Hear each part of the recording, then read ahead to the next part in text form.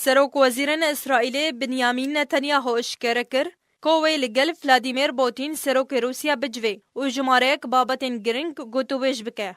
روزنامه هارتس یا اسرائیل اشکره کر که ایروز صبح بنیامین نتانیاهو سروک وزیرن اسرائیل بر موسکو پایتخت روسیه بریکت وی لگل ولادیمیر پوتین سروک روسیا بجوه.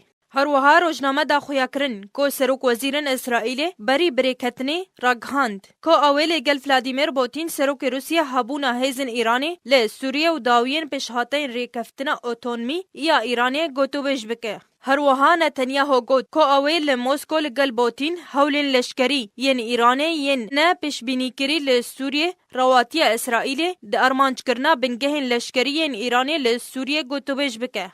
روزنامه سربار کر که نتانیاهو گوتیا وی هولن ایرانی ین ارمنج جی اوا که لبنان بکه بنگه و کارگاه درست کرنا موشکان لدج اسرائیل گنگشه بکه.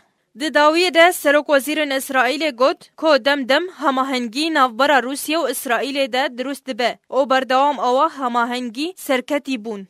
برین حاجی افیگدور لیبرمان وزیر بروانی اسرائیل رادیو بی بی سی یا بریتانی را رگهاند بو که ایران بنگهن لشکری به دوریا 5 کیلومتری جه سینور جولانی درست کرنه و اسرائیل او بنگهن لشکری ین ایرانی و حزب الله ی لبنانی لسوریه کربون آرمانج.